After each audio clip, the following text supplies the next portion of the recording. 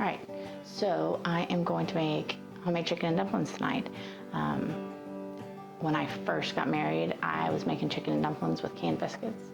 And we did that for a while, and then I went to making homemade biscuits, which do okay, but they just separate too much. So I'd put them in the freezer, use them really cold, tried a couple different techniques, and then I came across this recipe where you actually make this dough and you scoop it out and put it in there and let it cook all together. So it's really good. It's kind of like a mixture between like chicken pot pie with like these doughy biscuits on top, dumpling type things. So anyway, it's really good, and so we'll get started. I'm just gonna go ahead and stick that in there. It's not boiling at all, but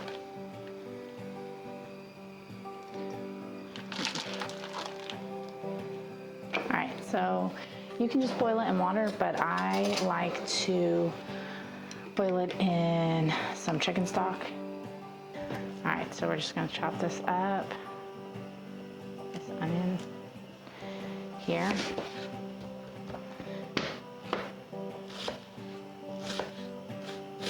Now, this recipe says slice lengthwise the carrots and the celery. I don't love celery that much, so I just use peas and carrots because I like peas. And obviously you can use them not frozen, you can use them fresh, but I mean, this has nothing in it but peas and carrots, so I use that. All right, so this is basically the same type of recipe for a lot of different things.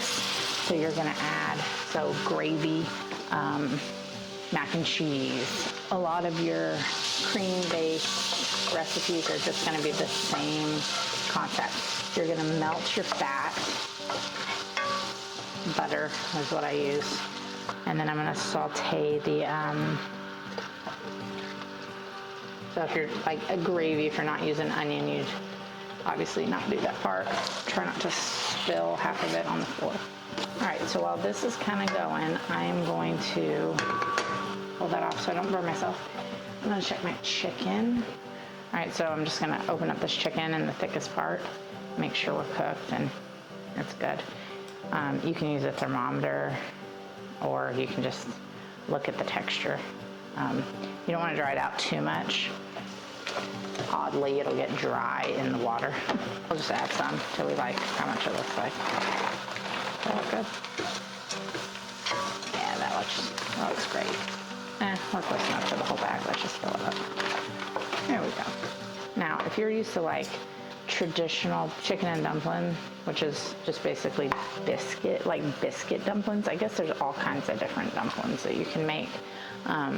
If you want like a biscuit dumpling, it's almost like a drop biscuit dumpling. So the consistency is not like a buttermilk biscuit, which is what a lot of dumplings resemble.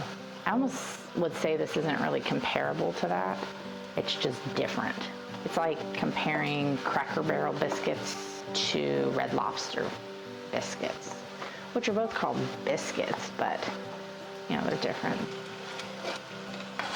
Now I do have some, it helps if you, it's always good if you just drop a few pieces of everything you make on the floor. It's like tradition. Okay, so you're really just trying to get this sauteed so that it's not crunchy. It's gonna continue to cook down because this is essentially like cream of chicken or cream of mushroom, or really all your like cream-based soups, potato soup, any kind of thick gravy-like creamy recipe is gonna have the same thing going for it. All right, so not a whole lot of flour.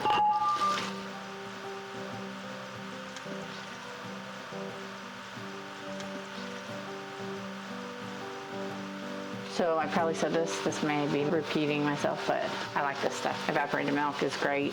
You can keep it in the pantry, and then anytime you need it, it's just ready to go. Kind of add this in slow I mean, not terribly slow, but just kind of combined as you go. It's same concept for mac and cheese, same concept for gravy, soup. I think I already said that just like 30 seconds ago. Just do a little bit at a time. Go ahead and turn that down because that's gonna start sticking to the bottom. I'm gonna use this chicken stock. Again, this is something you wanna kinda add slow. I add slowly so that as I'm stirring this in, I can incorporate it really well. If you fail on getting this going right, you're gonna have either clumps or your milk's gonna separate. And then it's just really gross at that point. So we're gonna add the chicken. We're just gonna scoop this in. It says 4 cups, and we're just gonna go with this. So we've got that. We're gonna let that, I think that's probably gotta come to a boil because we want that to kind of cook off a little bit. The first time I made this, the one critique my family had was that it had too much time. So I did go ahead and add the full time this time. This has the full amount of time. It also has time in the biscuits. And I think that's where it got overpowering. So we're gonna make the dumplings here. So you're supposed to take this and drop it in like this. And cover the whole thing. Then, oops, don't shake it. Go. That's a half a cup. That's kind of the universal cooking way of measuring. Okay, so that's 2 cups. Again, I like to hide spoons in my flour. Sometimes I'll find a couple of spoons that have been missing. All right, so this is one of those things where you add all your dry ingredients first.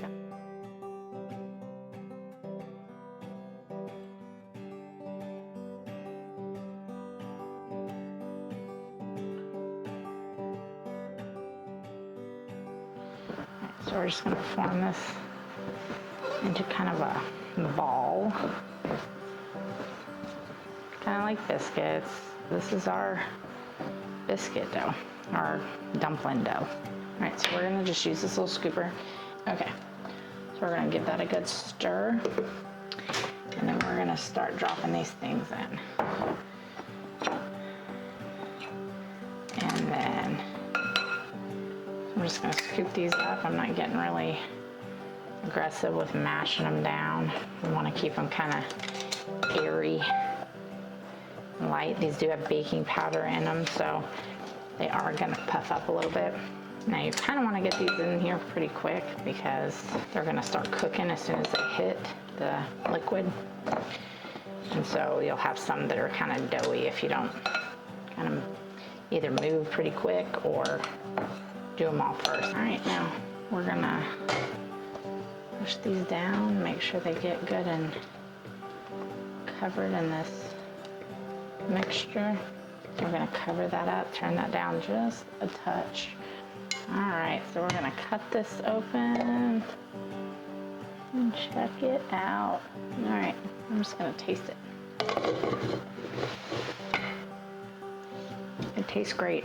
It's very doughy. So I am gonna push this down and I'm gonna give it another little bit. All right, so this is done. It's pretty yummy. I broke open some of these just to check the consistency of them. So we're gonna scoop this out.